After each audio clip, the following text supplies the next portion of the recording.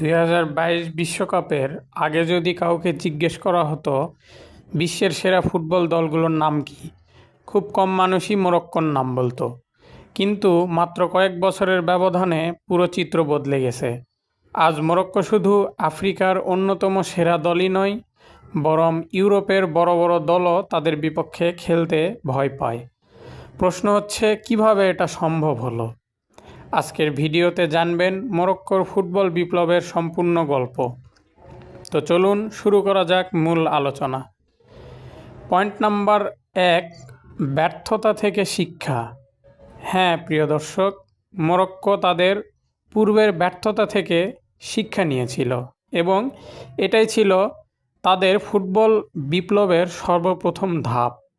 1998 সালের পর দীর্ঘ সময় ধরে মরক্কো বিশ্বকাপে খুব একটা সফল হতে পারেনি। এমনকি আফ্রিকান নেশনস কাপেও তারা নিয়মিত হতাশ করেছে তাদের সমর্থকদের। এরপর মরক্কোর সরকার এবং রয়্যাল মরক্কান ফুটবল ফেডারেশন বুঝতে পারে শুধু কোচ বদলালে হবে না, পুরো ফুটবল কাঠামো বদলাতে হবে। সেখান থেকেই শুরু হয় দীর্ঘমেয়াদী পরিকল্পনা এবং এই পরিকল্পনার সবচাইতে বড় পরিবর্তন হিসেবে ধরা হয় point number 2, Mohammed VI football academy. 2009 সালে রাজা মোহাম্মদ ষষ্ঠের উদ্যোগে তৈরি করা হয় মোহাম্মদ ভিআই ফুটবল একাডেমি। এটাকে অনেকেই ফ্রান্সের বিখ্যাত ক্লারিফন্টেন একাডেমির মতো মানের বলে থাকেন। এখানে রয়েছে বিশ্বমানের ট্রেনিং মাঠ, আধুনিক gym, medical centre, sports science, video analysis এবং খেলোয়াড়দের জন্য স্কুল ও আবাসন। অর্থাৎ ছোটোবেলা থেকেই খেলোয়াড়দের ফুটবল ও পড়াশোনা দুটোই একসাথে শেখানোর মাধ্যমে এখান থেকে ফুটবলার তৈরি করা হয়। পয়েন্ট নাম্বার 3, শুধু একাডেমি নয়, পুরো দেশের ফুটবল বদলে দেওয়া।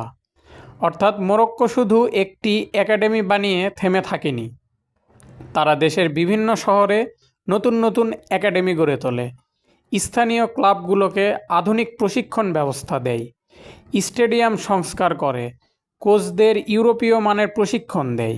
অর্থাৎ পুরো ফুটবল সিস্টেমটাই নতুন করে ঢেলে সাজানো হয়। পয়েন্ট নাম্বার 4, ইউরোপে বেড়ে ওঠা খেলোয়াড়দের ফিরিয়ে আনা। এবং মরক্কোর ফুটবল বিপ্লবের পিছনে এটাকেই সবচাইতে বড় সফলতার কারণ বা রহস্য বলা হয়।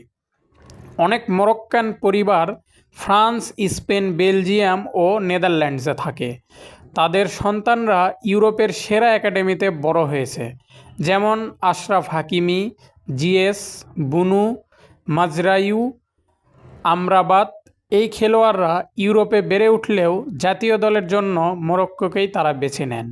ফলে মরক্কো ইউরোপীয় প্রশিক্ষণপ্রাপ্ত খেলোয়াড়দের একটি শক্তিশালী দল গড়ে তোলে। পয়েন্ট নাম্বার 5, সঠিক কোচ নির্বাচন। বিশ্বকাপের মাত্র কয়েক মাস আগেই কোচ হন ওয়ালিদ রেগ্রাগুই। তিনি ইউরোপে জন্ম নেওয়া খেলোয়াড় এবং মরক্কোতে বেড়ে ওঠা খেলোয়াড়দের মধ্যে দারুণ সম্পর্ক তৈরি করেন।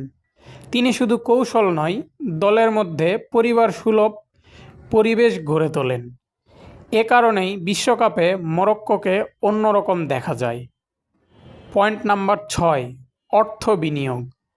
মরক্কো ফুটবলকে শুধু খেলা হিসেবে দেখেনি, এটাকে জাতীয় উন্নয়নের অংশ বানিয়েছে। স্টেডিয়াম, একাডেমি, যুব উন্নয়ন, কোচিং এবং স্পোর্টস সায়েন্সে বড় অঙ্কের বিনিয়োগ করা হয়েছে। রাষ্ট্রায়ত্ত ওসিপি গ্রুপও ফুটবল অবকাঠামো উন্নয়নে বড় ভূমিকা রেখেছে। তো চলুন এবার মনে করা যাক 2022 বিশ্বকাপে মরক্কোর ইতিহাস কি করেছিল তারা। মরক্কোর গ্রুপে ছিল ক্রোয়েশিয়া, বেলজিয়ামের মতো শক্তিশালী দেশ, শক্তিশালী ফুটবল পরাশক্তি। সঙ্গে ছিল কানাডা। সবাই ভেবেছিল মরক্কো বাদ পড়বে, কিন্তু তারা ক্রোয়েশিয়ার সঙ্গে ড্র করে বেলজিয়ামকে হারিয়ে দেয় এবং কানাডাকেও হারিয়ে দেয়। তারপর তারা রাউন্ড অফ 16তে স্পেনকে ট্রাইব্রেকারে হারায়। এমনকি কোয়ার্টার ফাইনালে পর্তুগালকে 1-0 গোলে হারিয়ে তারা প্রথম ইতিহাস গড়ে এবং এর সাথে সাথে প্রথম আফ্রিকান ও প্রথম আরব দেশ হিসেবে বিশ্বকাপের সেমিফাইনালে ওঠে। শেষ পর্যন্ত চতুর্থ স্থান অর্জন করে। কিন্তু এরপর কি হলো? এবং এখানেই আসল টুইস্ট। কারণটা হচ্ছে, এত ভালো খেলার পরও আমার মতোও ঠিক আপনারাও অর্থাৎ সকলেই ভেবেছিলেন এটা একবারেরই সাফল্য।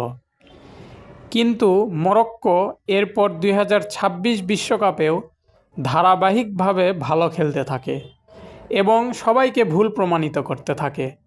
তারা বিশ্বকাপ বাছাই পর্বেও দারুণ পারফর্ম করে এবং আন্তর্জাতিক র্যাঙ্কিংয়ে নিজেদের ইতিহাসের সর্বোচ্চ অবস্থানে পৌঁছে যায়।